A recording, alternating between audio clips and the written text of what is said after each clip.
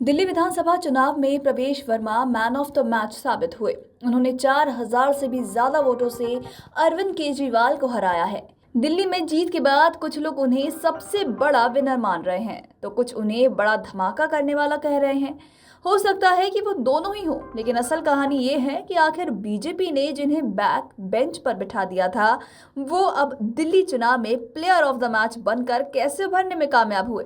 हैरान की बात यह है कि उन्हें आम आदमी पार्टी के दिग्गज केजरीवाल के खिलाफ मान रहे हैं। लड़ाई की तैयारी के लिए सिर्फ 2 महीने ही मिले थे और पश्चिमी दिल्ली सीट से 2014 से 2024 तक सांसद रहने के बावजूद हालिया लोकसभा चुनाव में टिकट न मिलने के बावजूद प्रवेश वर्मा ना तो नाराज हुए और ना ही वो अपने पद से भटके। इसके बजाय उन्होंने पार्टी आलाकमान के फैसले को भी स्वीकार किया, हिम्मत नहीं हारे और फिर मार्च 2024 की शुरुआत से ही वो दिल्ली चुनाव पर अपनी नजरें गड़ाए रखे। दिल्ली चुनाव के नतीजे आने के बाद अब प्रवेश वर्मा को जहां प्लेइंग 11 से भी बाहर रखा गया था, उन्हें प्लेयर ऑफ द मैच बना दिया गया है। प्रवेश वर्मा एक अनुभवी नेता हैं और अपनी जीत का श्रेय उन्होंने प्रधानमंत्री नरेंद्र मोदी और दिल्ली की जनता को दिया है। केजरीवाल को हराने के बाद मीडिया से बातचीत करते हुए प्रवेश वर्मा ने कहा कि मुझे 2 महीने पहले ही बताया गया था कि मुझे नई दिल्ली से चुनाव लड़ना है। उन्होंने कहा, अरविंद केजरीवाल के कार्यालय के दौरान वर्मा ने कहा, भ्रष्टाचार की जांच के लिए पहली कैबिनेट में एक विशेष जांच दल का गठन किया जाएगा। प्रवेश वर्मा ने नई दिल्ली में आप संयोजक केजरीवाल को 4000 से भी ज्यादा मतों से अंतर के हराया है, जो काफी हद तक आमने सामने की लड़ाई बन गई थी। तीसरे स्थान पर दिल्ली के पूर्व सीएम शीला दीक्षित के बेटे संदीप दीक्षित 4541 मतों के साथ रहे, जिस सीट पर केजरीवाल ने 2013 में अपना कार्यकाल शुरू करने के लिए अपनी मां से छीना था। बता दें कि दिल्ली के पूर्व सीएम साहिब सिंह वर्मा के बेटे प्रवेश वर्मा ने संसद पहुंचने से पहले महरौली से विधायक के तौर पर जीत दर्ज की। 2013 में दिल्ली विधानसभा भंग होने के बाद उन्हें 2014 में लोकसभा के लिए मैदान में उतारा गया। वो पश्चिमी दिल्ली से जीते और 2019 के चुनाव में भी के बेटे प्रवेश वर्मा बरकरार रखा।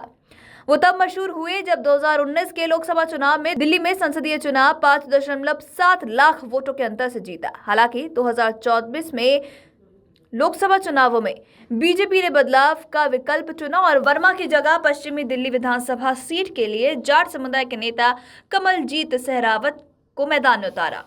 तो वहीं मार्च 2024 में टिकट कटने के बाद प्रवेश वर्मा ने कहा कि बीजेपी द्वारा मुझे टिकट न दिए जाने के पीछे कोई कारण नहीं है। ये हमारी पार्टी है जिसमें एक कार्यकर्ता सीएम बन सकता है और एक चाय बेचने वाला पीएम बन सकता है। बीजेपी हर कार्यकर्ता को मौका देती है। प्रवेश वर्मा ने आगे कहा था कि हमारा ध्यान 400 सीट जीतने और फिर दिल्ली विधानसभा जीतने पर है। मसलन बीजेपी का चेहरा न होते हुए भी प्रवेश वर्मा निश्चित रूप से दिल्ली विधानसभा चुनाव से पहले भगवा पार्टी के सबसे भरोसेमंद और कट्टर सिपा सलार थे। प्रवेश वर्मा ने आक्रामक तरीके से बीजेपी के अभियान को दिल्ली के लोगों तक पहुंचाया। उन्होंने केंद्र के शासन के बारे में बातचीत की और केजरीवाल और आम आदमी पार्टी की नीतियों की आलोचना भी की।